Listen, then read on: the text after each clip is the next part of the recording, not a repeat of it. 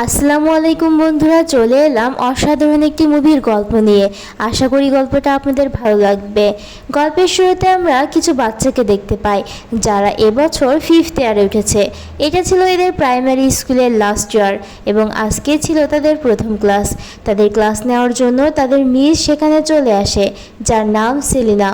Miss Selina ক্লাসে থাকা সবার সঙ্গে পরিচয় করিয়ে দেয় এই গল্পের প্রধান দুটি চরিত্রের সাথে, লিও নামে একটা গিরগিটি এবং স্কটলেস নামে একটি কচ্ছপের সাথে। কিন্তু বাচ্চারা এই দুটি প্রাণীর প্রতি কোনো ইন্টারেস্ট দেখায় না। মিস সেলিনা জানায় এই বছর ক্লাসে যে প্রথম হবে সে হলিডেতে ঘুরতে যাবে ম্যাজিক ল্যান্ডের একটি পার্কে। এতে তো বাচ্চারা অনেক খুশি হয়ে যায়। অন্যদিকে রাত হলে সব গার্জিয়ানরা চলে আসে স্কুলে মিটিংয়ের জন্য। সেখানে জানায় যে মিস সেলিনা মা হতে চলেছে, তাই মিস সেলিনার জায়গায় একটি নতুন টিচার আসবে। সেখানে দুজন ব্যক্তি লিও এবং স্কোয়ার্টলকে দেখতে পায়। একজন বলে এই লিজারটা দেখতে তো অনেক বয়স্ক, এদের নাম টুয়াটারা, এরা অনেক বছর বাঁচে, কমপক্ষে 75 বছর এরা বেঁচেই থাকে। এই কথাটা শুনে লিও মানে সেই গিরগিটিটি বলে আজকে আমি জানতে পারলাম যে আমি 75 বছর বাঁচব। হঠাৎ করে তার মনে পড়তে থাকে যে তার বয়স কত, আর সে হিসাব করে সে কত সালে জন্মেছে। লিওর মনে পড়ে যায় 1949 সালে সে এখানে এসেছিল। এখন সে জানতে চায় 1949 সাল থেকে 2023 সাল পর্যন্ত তার বয়সটা কত হয়েছে। এটা শুনে স্কোয়ার্টল বলে এটা তো যোগ করলেই জানা যাবে, এটা তো ক্লাস 2তে শেখানো হয়, আমরা তো শুধু ভাগ পারি, যোগ তো আমরা পারি না। লিও তখন বলে আমাদের এর জন্য ক্লাস 2-এ থাকা প্রাণীদের সঙ্গে দেখা করতে হবে।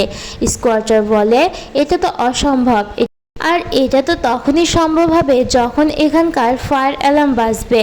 লিও তখন তার জিহ্বা দিয়ে ফায়ার অ্যালার্মটি বাজিয়ে দেয় আর সবাই মিলে সব প্রাণীদেরকে বাঁচানোর জন্য এক জায়গায় করে ফেলে এবং সব প্রাণীরা এক জায়গায় হয়ে যায়।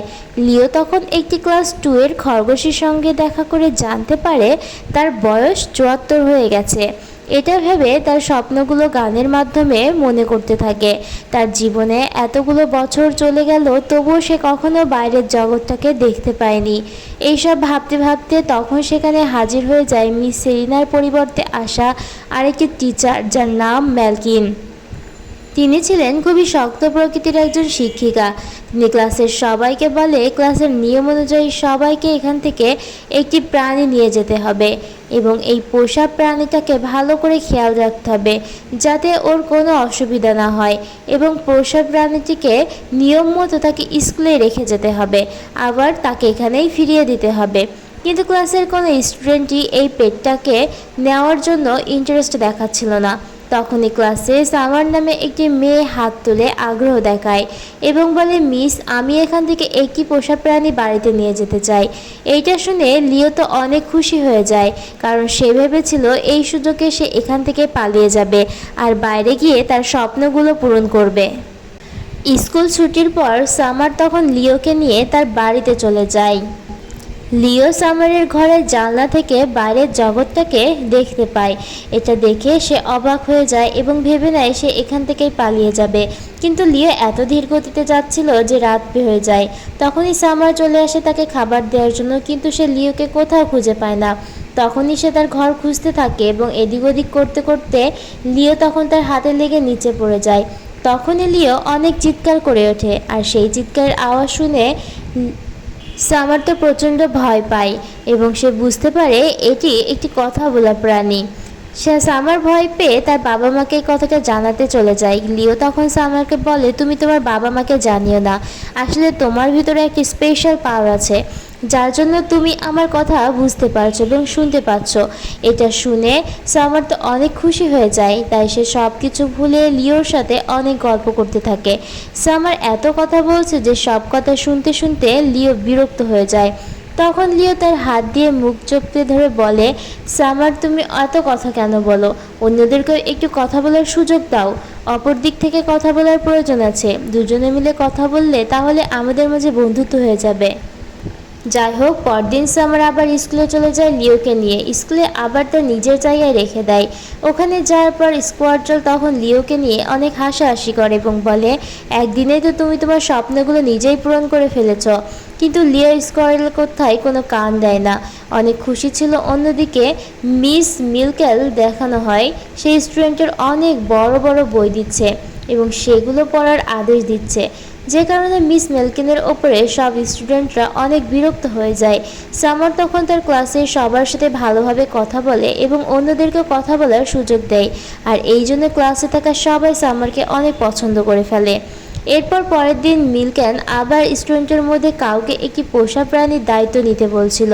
ঠিক তখনই সামার আবারও হাত তোলে পোষা প্রাণী যদি তার বাড়িতে নিয়ে যাওয়ার জন্য, কিন্তু মেলকিন চাচ্ছিল এখান থেকে অন্য একটি বাচ্চা হাত তুলুক এবং সেখান থেকে একটি প্রাণী নিয়ে যাক। তখনই একটি ছেলে হাত তোলে এবং পোষা প্রাণীটিকে তার বাড়িতে নিয়ে যায়।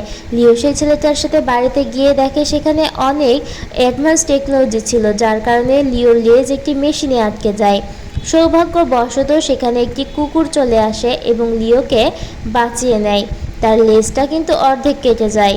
লিও তখন সেই কুকুরটাকে ধন্যবাদ জানায়, আর তখনই সেখানে ওই ছেলেটা চলে আসে যে ছেলেটা লিও তার বাড়িতে নিয়ে এসেছিল। সেখানে এসে ছেলেটি কথা শুনে অনেক অবাক হয়ে যায়।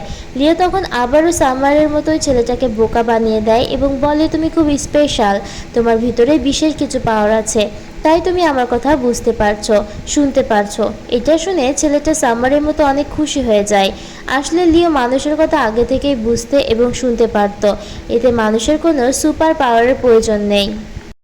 লিও তখন ছেলেটির সঙ্গে অনেক গল্প শুরু করে দেয়।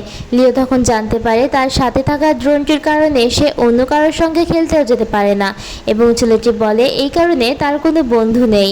প্রথমে লিও তখন বলে, ড্রোনের কারণে কোথাও যখন তুমি যেতেই পারো না বা বন্ধুত্ব করতে পারছো না, তাহলে তুমি তোমার মনের কথাগুলো চিঠিতে লেখো এবং এই চিঠিটা তোমার ড্রোনকে পাঠিয়ে দাও, তাহলে সে হয়তো তোমার মনের কথা বুঝতে পারে।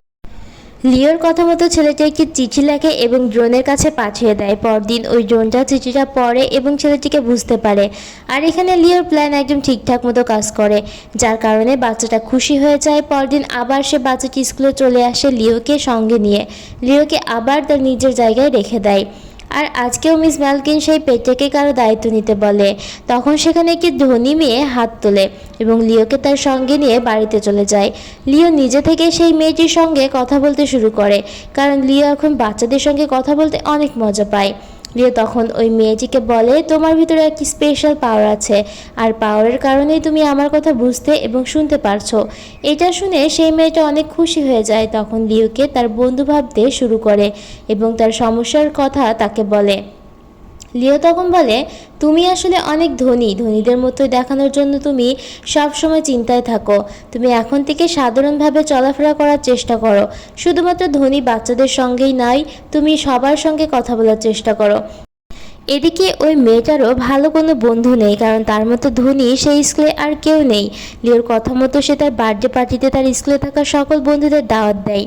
সেই মেয়েটি তখন সেখানে থাকা সকল বাচ্চাদের সঙ্গে ভালোভাবে কথা বলতে শুরু করে, যার কারণে সবাই তার বন্ধু হয়ে যায়। জন্মদিনের পার্টিতে অনেকগুলো পশুকে নিয়ে একটি সার্কাস বানানো হয়েছিল, কিন্তু সেই সার্কাসে থাকা বন্দি পশুগুলো একদমই খুশি ছিল না। লিও তখন তাদের কষ্টগুলো বুঝতে পারছিল, কারণ সে নিজেও তো এখান থেকে মুক্তি পেতে চায়। তখন সেই ধনী মেয়েটাকে বলে, এই পশু পাখিগুলোকে এখান থেকে মুক্ত করে দাও। লিওর কথা মতো ওই মেয়েটি এবং সেখানে থাকা সকল বাচ্চাগুলো মিলে সেই পশু পাখিগুলোকে মুক্ত করে দেয়। লিও তখন সেই পশু পাখিগুলোর সঙ্গে পালিয়ে যাওয়ার চেষ্টা করছিল, কিন্তু বাচ্চাগুলো লিওকে নিয়ে অনেক চিন্তায় পড়ে যায়। বাচ্চাদের মন খারাপ দেখে লিও তখন সেখান থেকে পালিয়ে না গিয়ে তাদের কাছেই থেকে যায়। এরপরে আবার তাকে নিজের জায়গায় ফিরিয়ে দেওয়া হয়, মানে স্কোয়াড্রলের সাথে তাকে রাখা হয়। এরপর দিন কাটতে থাকে এবং ক্লাসে থাকা সব বাচ্চাগুলো একে একে এসে লিওকে তার বাড়িতে নিয়ে যায়। বাচ্চাগুলো তাদের সমস্যার কথা বলে, লিও তাদের সমস্যার সমাধান করে দেয়। একদিন বাচ্চাগুলো পছন্দের কিছু খাবারও তাকে দিয়ে যায়। ধনী মেয়ে তাকে একটি ফোন দেয় তার সঙ্গে কথা বলার জন্য। কোয়ার্টাল তখন বুঝতে পারে যে লিও বাচ্চাদের সঙ্গে কথা বলতে পারে। লিও তখন বলে, আমি আমার শেষ বয়সে শেষ সময়ে আমার জ্ঞান দিয়ে বাচ্চাদেরকে একটু সাহায্য করতে চাই। লিও বাচ্চাদেরকে কীভাবে সাহায্য করছে সেই গল্প স্কোয়ার্টলের সঙ্গে করতে থাকে। এরপর পরদিন মিস ম্যালকিন নিজের ক্লাসে এসে সবাইকে বলে, লিওর জায়গায় আজ তোমাদেরকে স্কোয়ার্টলকে সাথে নিয়ে যেতে হবে। কিন্তু কোনো বাচ্চা স্কোয়ার্টলকে সাথে নিয়ে যেতে রাজি হচ্ছিল না। তারা শুধুমাত্র লিওকেই এই বাড়িতে নিয়ে যেতে চায়। এটা থেকে স্কোয়ার্টল অনেক কষ্ট পায়। ম্যালকিন তখন ক্লাসের সবাইকে বলে, তোমরা যদি লিওর সাথে নিয়ে যেতে চাও তাহলে তোমরা এই ক্লাসের প্রথম স্থান অধিকার করে দেখাও এবং তার জন্য তোমাদেরকে ভালো পড়াশোনা করতে হবে। এটা শুনে সব বাচ্চারা রাজি হয়ে যায় এবং মন দিয়ে সবাই পড়াশোনা করতে থাকে। প্রতি রাতে যখন লিও সব বাচ্চাদের সঙ্গে ফোনে কথা বলতো, এইটা দেখে স্কোয়ার্টল তখন অনেক হিংসা হতো। তাই সে একদিন লিও যখন ফোনে সব বাচ্চাদের সঙ্গে কথা বলছিল তখন স্কোয়ার্টল একটি ভিডিও করে তার সব বাচ্চাদেরকে পাঠিয়ে দেয়। আসলে লিও সবার সঙ্গে কথা বলতে পারে, সে তাদেরকে বোকা বানাচ্ছে। সে সবার সঙ্গে কথা বলতে পারে, এসব শুনে বাচ্চারা তখন অনেক লিওর ওপর রেগে যায়। সকল বাচ্চাদেরকে বলেছিল যে তাদের ভেতরে স্পেশাল কিছু পাওয়ার আছে, তারাই শুধুমাত্র লিওর কথা বুঝতে পারে। তারপর তারা বুঝে যায় আসলে তারা কেউ স্পেশাল নয়, তারা সবাই সাধারণ একটি মানুষের মতনই এইসব জন্য কথা বুঝতে পারে। তখন লিওর ওপরে তারা অনেক রেগে যায় এবং সেখান থেকে চলে যায়। ঠিক তখনই সেখানে মিস ম্যালকিন চলে আসে এবং বাচ্চাদের সব কথা শুনে ফেলে। আসলে সেও প্রথমবারের মতো জানতে পেরেছিল যে লিও কথা বলতে পারে। এরপর মিস ম্যালকিন লিওকে সঙ্গে নিয়ে তার বাড়িতে চলে যায়, সমস্যার কথা বলে এবং বলে, আমি একদম সহকারী শিক্ষক হয়ে থাকতে চাই না, আমি স্কুলের পার্মানেন্ট শিক্ষক হতে চাই। তখন লিও তাকে জ্ঞান দিতে শুরু করে। লিও বলে, পার্মানেন্ট টিচার হতে হলে তোমাকে আগে বাচ্চাদের সঙ্গে ভালো করে কথা বলতে হবে, বাচ্চাদেরকে খেলাধুলায় উৎসাহ দিতে হবে, রুড বিহেভ একদমই করা যাবে না, তাহলে বাচ্চারা তোমাকে একদমই পছন্দ করবে না। এইসব কথা শুনে মিস ম্যালকিন কিন্তু এখন অনেক খুশি হয়ে যায় এবং পরের দিন তার পকেটে লিওকে নিয়ে স্কুলে চলে আসে। আর আজকে ছিল তার ক্লাসের বাচ্চাদের প্রতিযোগিতার দিন। সৌভাগ্যবশত মিস ম্যালকিনের ক্লাসে থাকা সকল বাচ্চারা খুবই ভালো পারফর্ম করে আর এটা দেখে সবাই খুবই পছন্দ করে এবং সেদিনের প্রতিযোগিতায় মিস ম্যালকিনের ক্লাসের সব বাচ্চারা জিতে যায় এবং তার ক্লাসের বাচ্চাদের যেটা ক্রেডিট সেটা মিস ম্যালকিনকে দেওয়া হয়। কিন্তু এর আসল কারণ হলো লিও। কিন্তু মিস ম্যালকিনের পকেটের ভেতরেই ছিল লিও, তাই সে কিছুই শুনতে পায়নি। মিস ম্যালকিন কিন্তু একটা পুরস্কারও পায় এবং এটি এত প্রশংসা পায় যে তার জন্য ভেতরে অহংকার চলে আসে। যদি লিওর কথা সবাই জেনে যায় তাহলে মিস ম্যালকিনের ক্রেডিট চলে যাবে। তাই মিস ম্যালকিন লিওকে একটি জঙ্গলের ভেতরে ছেড়ে আসে। লিওকে বলে, বাচ্চারা প্রতিযোগিতায় হেরে গিয়েছে তোমার জন্য, আর এখন তো বাচ্চারা তোমার সঙ্গে দেখাও করতে চায় না। এইসব কথা শুনে লিও তখন অনেক কষ্ট পায়।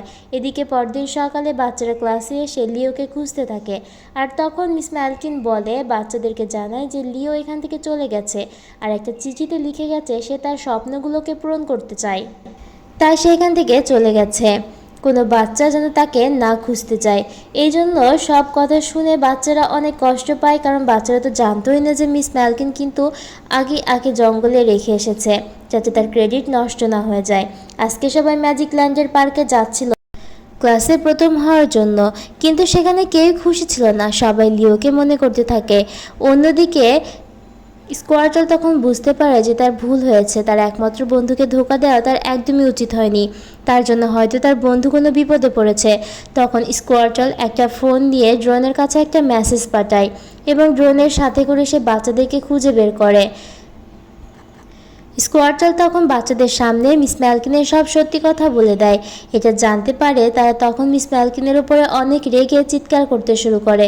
আর এদিকে দেখা যায় মিস ম্যালকিন ও লিওদের জন্য ভালোবাসা এত দেখে সে নিজের ভুল বুঝতে পারে।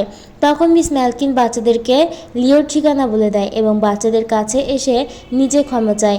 বাচ্চারা তখন ড্রাইভারকে গাড়ি ঘোরাতে বলে, কিন্তু ড্রাইভার তো গাড়ি ঘোরাতে রাজি হয় না বলে ড্রাইভারকে সেই গাড়ির বাইরে ফেলে দেয় এবং একটি বাচ্চা গাড়ির ড্রাইভার হয়ে গাড়িটাকে নিয়ে সেই জঙ্গলের দিকে যেতে থাকে। লিও ওই জঙ্গলে গিয়ে অনেক ভয় পাচ্ছিল, কিন্তু লিও এর সঙ্গে সেই সার্কাসের প্রাণীদের দেখা হয় যাদেরকে লিও মুক্ত করে দিয়েছিল। এখন তারা লিওকে আপন করে নেয় এবং জঙ্গলে সবাই মিলে গল্প করতে শুরু করে। লিও তখন সেখানে থাকা সব প্রাণীদেরকে বলে, আমি আসলে অনেক হতভাগা, আমি বাচ্চাদের কাছে ক্ষমাও চাইতে পারলাম না, আমার হয়তো বাচ্চাদের সঙ্গে আর দেখা হবে না, তার আগেই হয়তো আমি মারা যাব।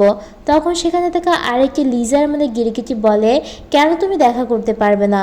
সে বলে, আমার বয়স 75 হয়ে গেছে আর আমি বেশি দিন বাঁচব না। এটা শুনে সেখানে একটি বৃদ্ধ গিরগিটি বলে, তাতে কি হয়েছে, আমার বয়স তো 110 বছর এবং এই লিজার্ডটার বয়স 105 বছর, আমার তো কিছুই হয়নি। এটা শুনে লিও তো তখন অনেক খুশি হয়ে যায় এবং ভাবতে থাকে সে হয়তো এত তাড়াতাড়ি মারা যাবে না। অন্যদিকে সেই বাচ্চাগুলো মিস ম্যালকিনের সাথে করে সেই জঙ্গলের ভিতরে চলে আসে। সেখানে এসে বাচ্চাগুলো লিওকে খুব সহজেই খুঁজে পেয়ে যায়। লিও তখন সেই বাচ্চাগুলোকে দেখে অনেক খুশি হয় আর বাচ্চাগুলো লিওকে দেখে অনেক খুশি হয়ে যায়। স্কোয়াড্রল তখন লিওর কাছে ক্ষমা চায় আর লিও তখন স্কোয়াডকে ক্ষমা করে দেয়। এরপর থেকে মিস ম্যালকিন ক্লাসে এসে বাচ্চাদেরকে অনেক ভালো করে পড়াতে থাকে আর বাচ্চারাও অনেক মন দিয়ে পড়াশোনা করতে থাকে। এইভাবে দেখতে দেখতে তাদের শেষ হয়ে যায় সেই 5th ইয়ার আর এখন তারা সবাই হাই স্কুলে চলে যায়। এতে তারা অনেক খুশি ছিল, তাই আজ তারা লিওর সঙ্গে শেষ দেখা করতে এসেছে। অন্যদিকে মিস ম্যালকিনও সেই স্কুলের পার্মানেন্ট টিচার হওয়ার সুযোগ পেয়ে যায়। এভাবেই সব কিছু চলতে থাকে আর গল্পটিও এখানে শেষ হয়ে যায়। আজকের মতো গল্পটা এখানে শেষ হচ্ছে। আগামী দিন আবারও একটি নতুন গল্প নিয়ে আসবো। আল্লাহ হাফেজ।